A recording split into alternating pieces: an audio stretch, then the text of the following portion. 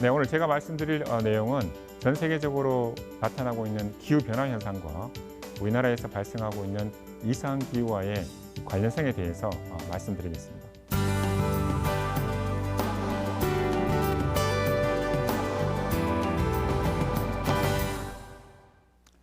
안녕하십니까. 한양대학교 해양대기 상호작용연구실의 예상옥입니다.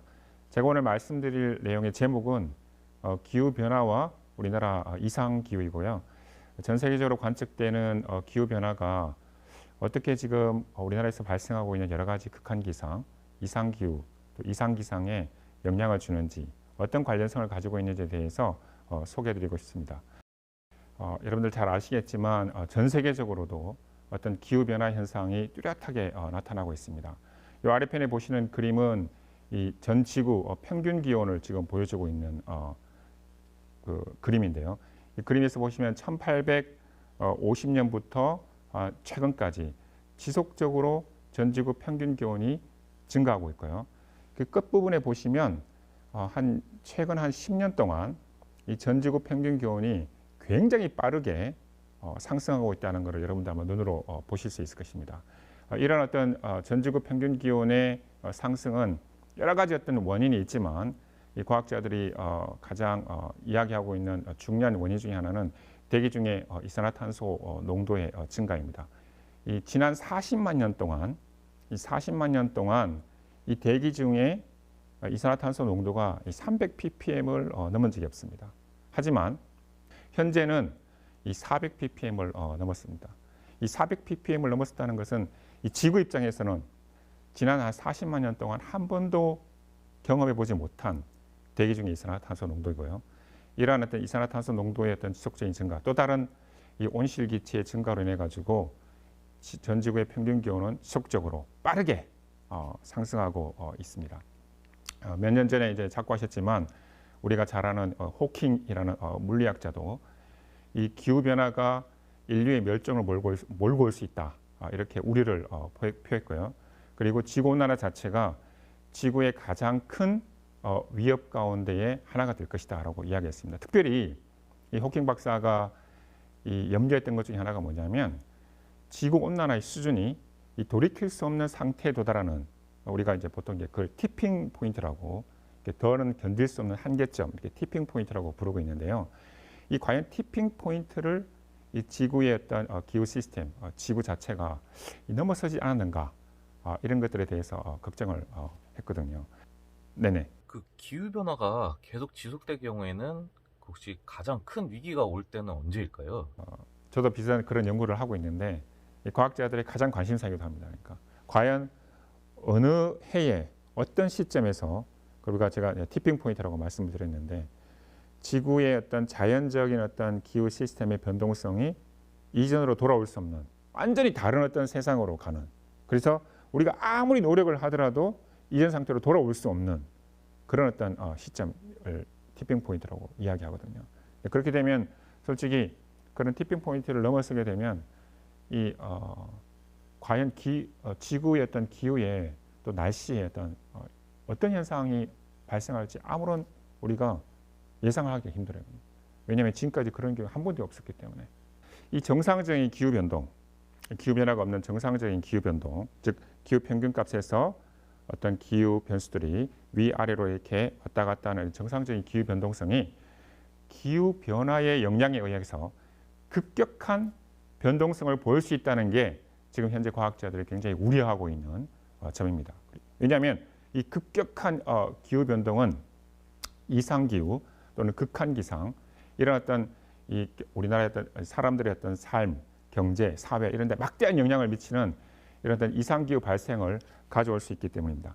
자, 제가 실제적인 어떤 예를 하나 제가 말씀드리고 싶은데요. 자, 왼쪽에 보시는 그림은 이 전 지구 약 1950년부터 관측된 전 지구 평균 기온을 나타내는 그래프입니다. 이렇게 보시면 눈으로 보시더라도 전 지구 평균 기온이 뚜렷하게 상승하고 있는 걸 제대로 확인할 수 있죠. 자, 오른쪽 그림이 굉장히 흥미로운 그림인데요.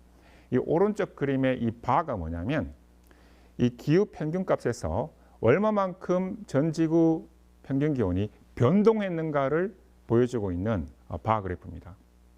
보시면 전지구 평균 기온은 시간에 따라서 꾸준히 증가하고 있는 반면에 전지구 기온의 변동성, 즉 평균값에서 얼마만큼 위아래로 왔다 갔다 했는가 정도를 보여주는 변동성은 약 1990년대 중반 후반부터 급격하게 증가하고 있는 걸 볼 수가 있습니다.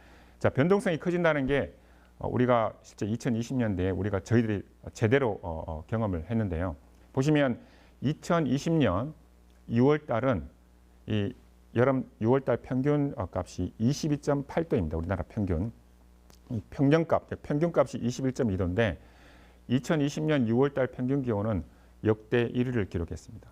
근데 바로 한 달이 지난 2020년 7월 달 평균 기온은 평년값에서 확 떨어진 굉장히 저온의 상태를, 그래서 역대 44위, 전체 48년 동안 역대 44위를 기록했습니다. 그러니까 6월 달 기온은 굉장히 높았는데 역대 1위를 차지했는데 7월 달 기온은 엄청나게 낮았던 거죠. 평균값에 비해서.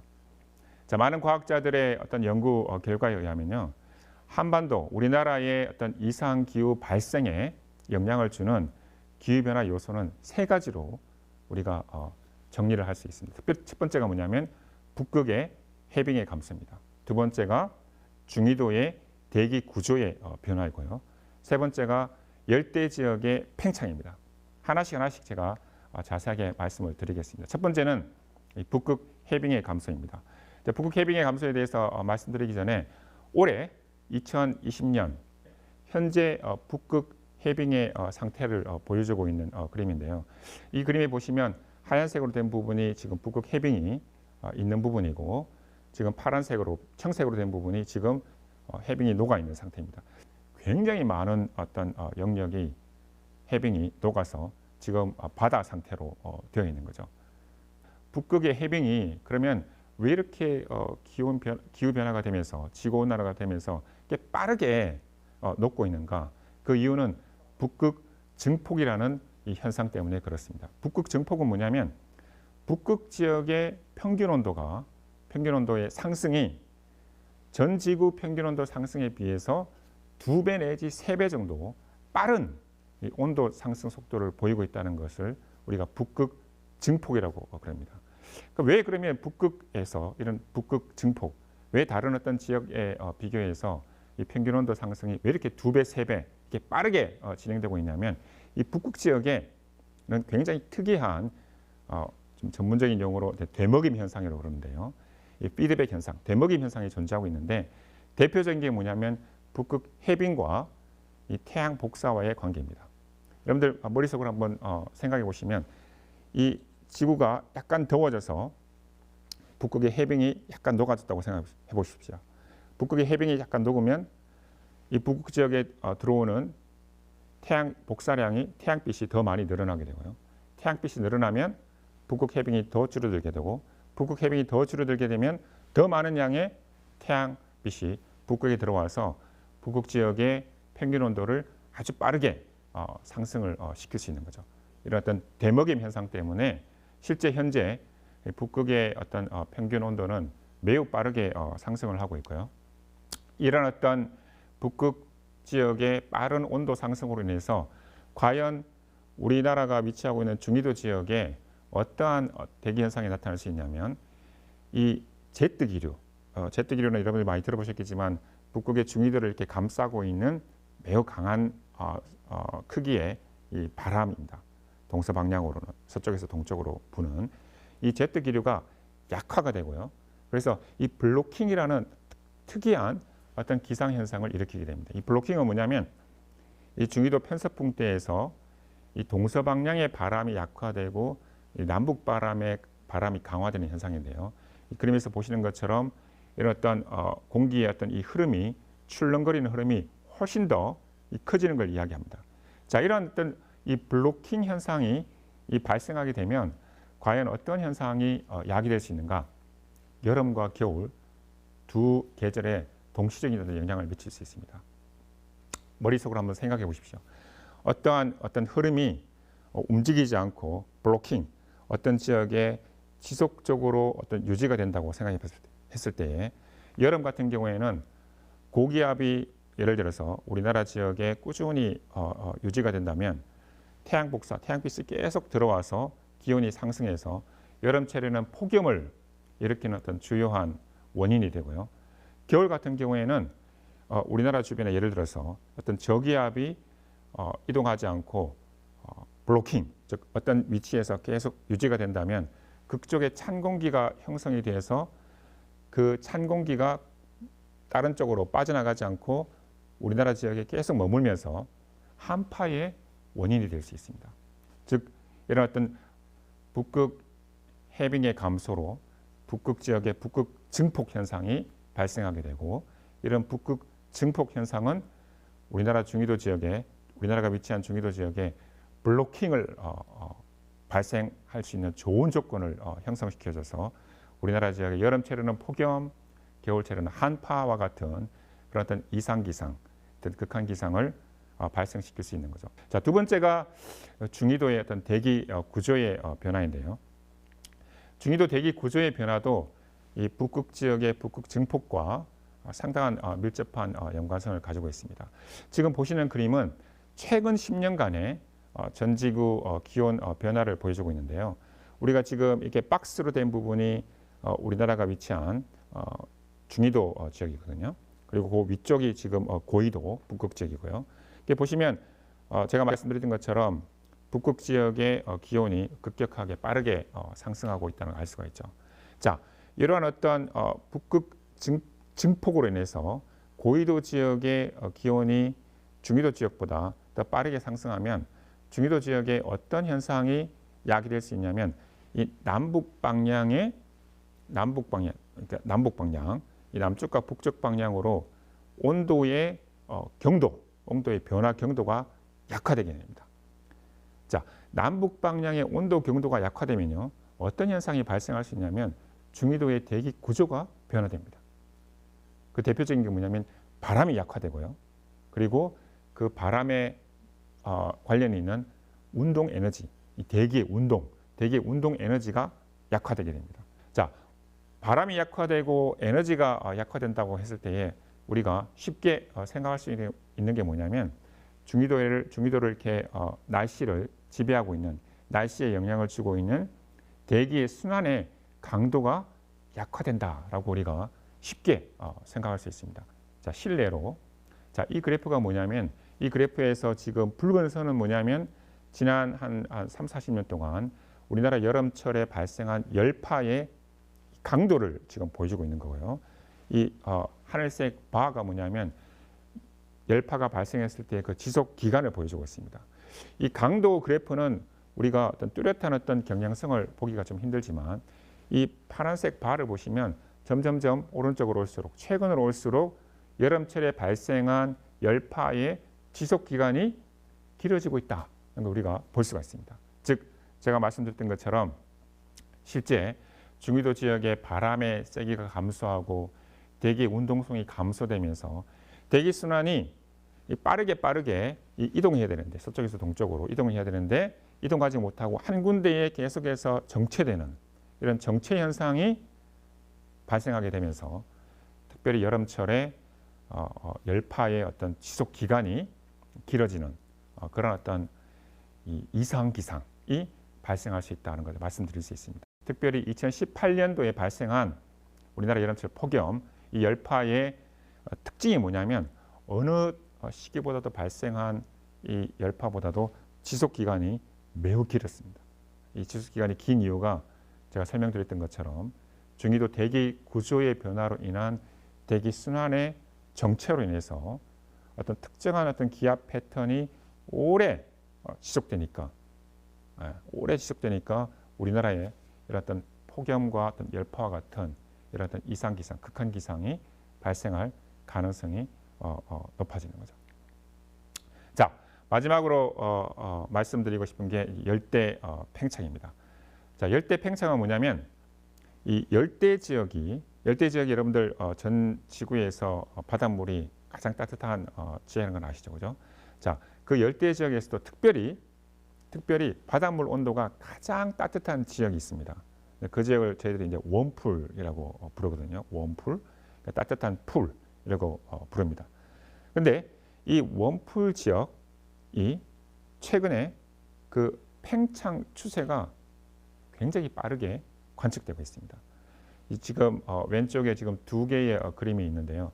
첫 번째 그림이 뭐냐면 1900년부터 1950년까지 열대 지역의 웜풀의 구조를 보여주고 있고요. 아래 그림이 최근 한 3, 40년 동안의 웜풀의 구조를 보여주고 있는데 우리가 눈으로도 확인할 수 있는 것처럼 이 붉은색으로 된 이 해수면 온도, 표층 수온이 최근에 증가했다는 걸 알 수가 있고요.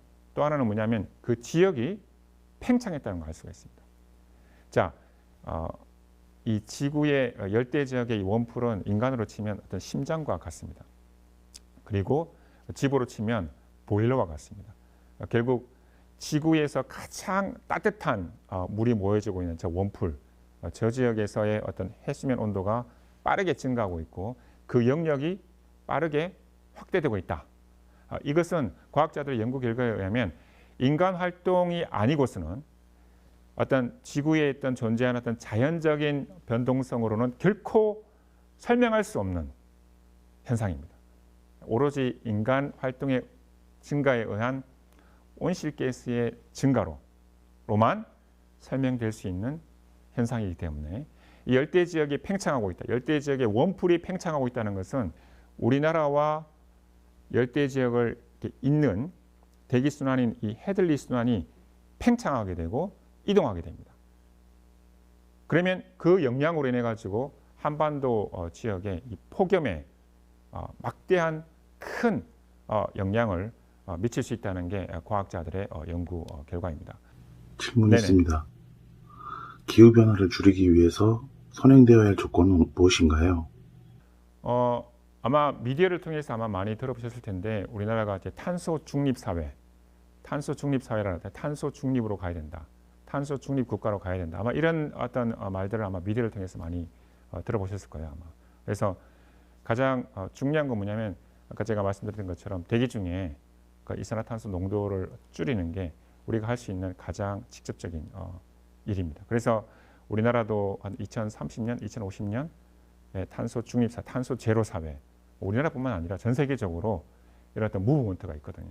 그러니까 대기 중에 탄소 이산화탄소의 농도를 우리가 지금으로부터도 노력해가지고 줄이지 않으면 이산화탄소는 이 반감기라고 해야 되나요? 그러니까 대기 중에 머무르는 시간들이 굉장히 깁니다. 100년 이상입니다. 그러니까 한 번 배출되면 한 100년 동안은 그냥 계속 대기 중에 존재를 하고 있거든요.